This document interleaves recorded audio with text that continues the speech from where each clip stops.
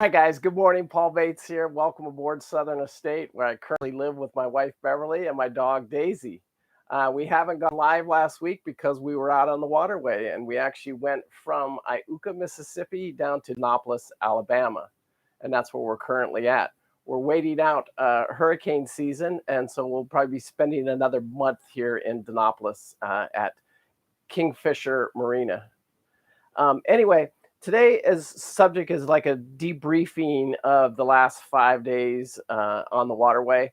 And I did quite a few videos. You guys have already seen a couple of them come out. We have another one that premieres tonight. The videos are getting longer just because A, they're HD, and B, I can't do a 5-minute video trying to show you an entire day on America's Great Loop. I just, from now on, they're going to be a little bit longer, but they're also, these newer ones are all HD quality film, and you really get to, my whole thing with it is trying to get you to the experience of being on America's Great Loop with us, not just a video talking about it.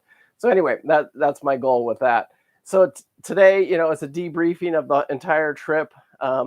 And when we first left the marina there at Iuka, we said wave goodbye to everybody. You guys have already seen that video. And then we went to a beautiful, just absolutely gorgeous anchor. Probably one of my favorite anchors. The guy told me on one of the other loopers, like 3 boats down, he would be a platinum looper.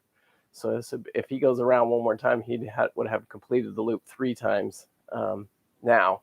Anyway, he said, you're going to go into one of the most beautiful anchorages you've ever seen on the entire loop. And he was right, man. It was beautiful over there in Bay Springs. And I hope you guys enjoyed the video. You've already seen that video, and I hope you enjoyed it. But it was beautiful over there. The water was clear. I actually went swimming, got some bottom work done on the boat. Got a lot of projects done actually that day. It was a nice short day, and we got to practice our anchorage on the boat, getting the dinghy on and off the boat, all of the things that you do while out boating.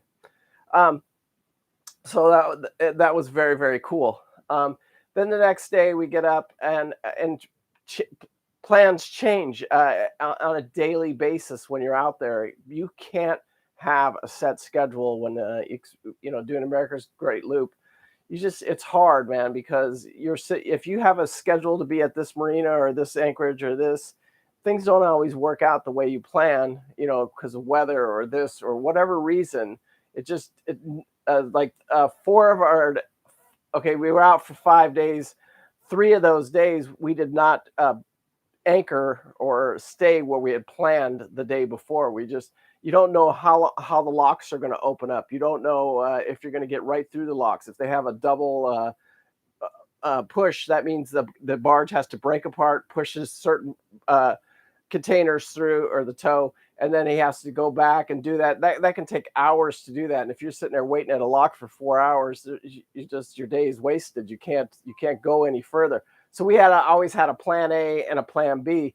And for 3 of those days, we actually went a little bit further than we originally planned. And then our last anchorage, we went to pull in there, and it was just absolutely dumb luck. Wasn't the prettiest anchorage, but there was a guy out there, and he was actually America's Great Loop, Charlie, and he was running around checking all the anchorages, and he happened to pass us, and I caught him on the radio. You can hear that conversation in one of the videos. Anyway, Charlie is telling us that you can't anchor at Stumpner Landing because our boat won't go into the bay. So I said, So we had to change plans that day, and then we actually made it through the lock and then down to the next lock.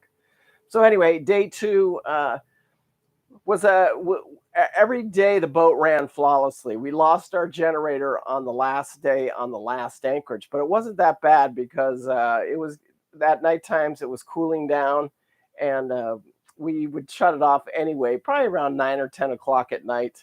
And it was probably right around that 9 o'clock hour that the generator lost power. I knew it was going down too, because I could.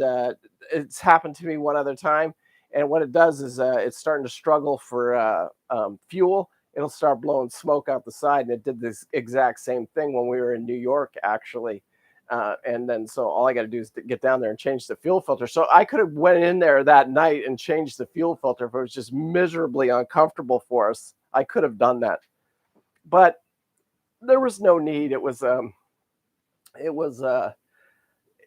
it wasn't that hot out. It was actually fairly cool that night. So, and this boat right here has the capacity to go on a full battery charge. It has the capacity to go about 24 hours. It's a little less than, I think it's 22 hours, um, before it would need any help with electricity or anything like that, because it'll run off of its batteries. It'll run the refrigerator, it'll run all the fans, it'll run everything electrically, 110 power in the boat for about 22 hours. So it's set up fairly decent.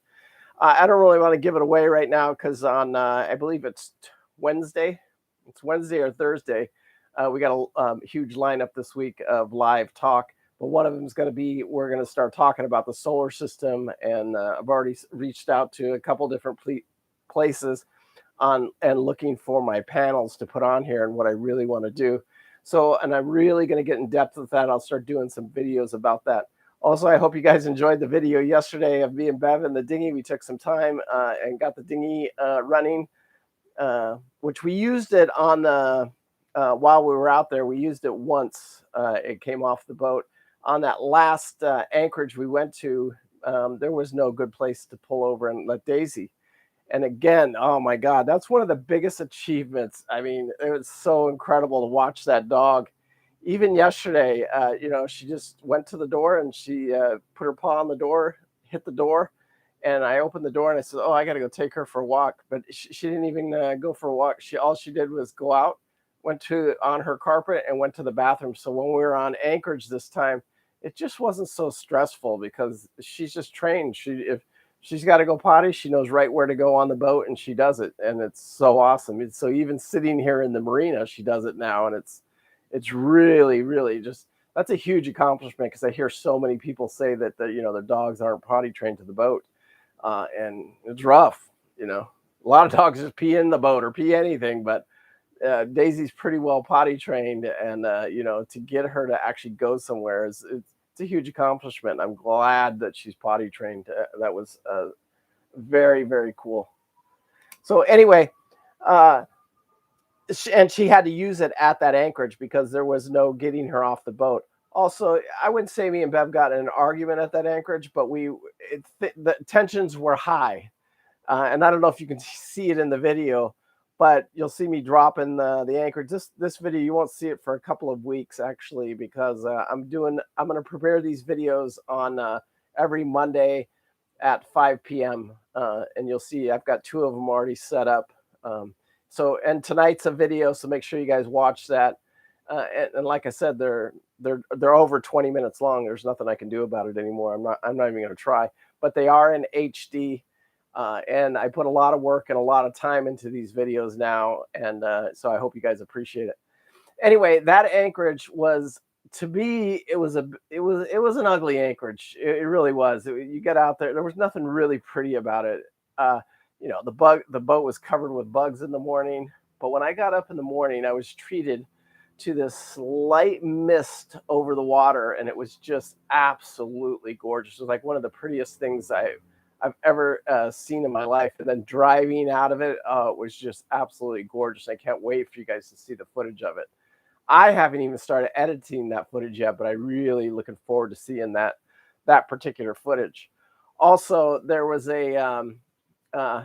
on this particular trip, it's the first time I saw that. I've probably seen over 100 bald eagles doing the river system here, and but I've never seen one actually dive into the water and then pick a fish up out of the water.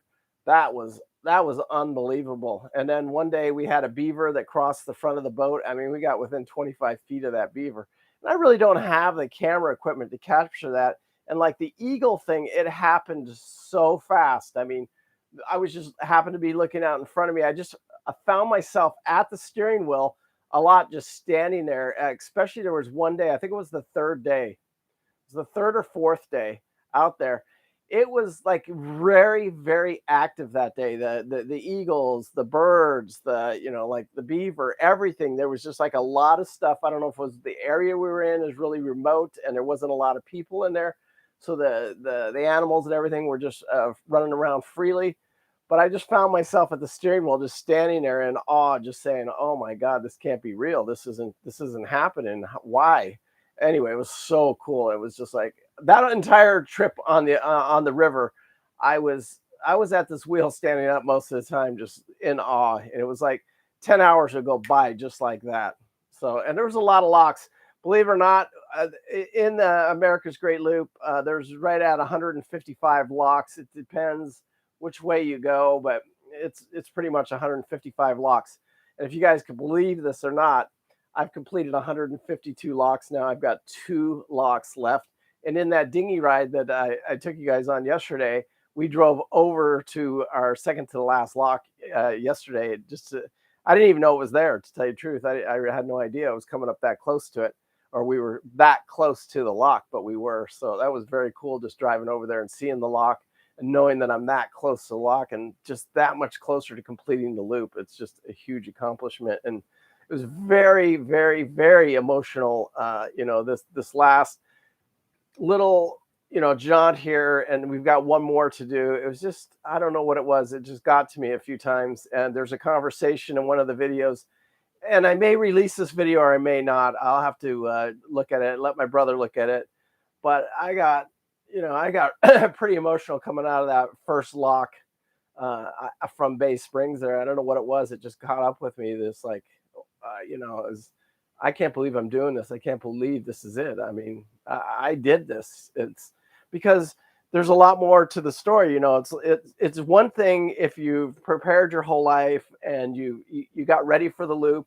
You have this big retirement check and all this money backing you. I don't have any of that. This is all 100% coming out of my savings account, and just being able to put that money away to be able to do something like this and then buy this boat. The whole thing is just, it blows my mind that I can't explain how I got here and how this situation all happened. I'm going to do a video on it, but it just amazes me that I can do this. And if I can do this, anybody can do this. And it's a lot of what my videos and everything is all about. Anyway, today we are leaving the boat here. We're going to go get my truck, actually, because putting the solar system together for Southern Estate, I need to go pick up solar panels. And we were going to do this down in Homeport, and I don't want to spoil too much of the live video because we're going to really go into depth in it on, I think it's Wednesday or Thursday. We talk about solar system and putting the solar system on the boat. So I'll talk to you more about exactly everything that's going on with it. But that's where we're going to go pick the truck up today. So we have to drive into Mobile to get the truck. If you guys can believe they were that close to completing the loop, man, it's only like a 3-hour car drive now. So that's just crazy. It just blows my mind. Anyway, that's all I really wanted to talk about. I hope you guys enjoy the videos that are coming out today. And if you got any questions or you need anything, please feel free. Just reach out to me. I'm happy to answer them. We answer questions daily. Please leave the comments during the videos. Watch the entire video today. That's the one that premieres tonight. We surely appreciate it. Anyway, Paul Bates, peace out. You guys have a wonderful day at work. And it's good to be back live again. I think I got a pretty exciting lineup this week. We talk about money. We talk about the solar system that we're putting on the boat. We talk about getting your list ready for buying a boat. So to me, tomorrow we talk about the big broad picture of all of the projects that have to be done on the boat. Anyway, Paul Bates, peace out. Thank you guys for watching. I surely do appreciate it. Thank you guys. Bye.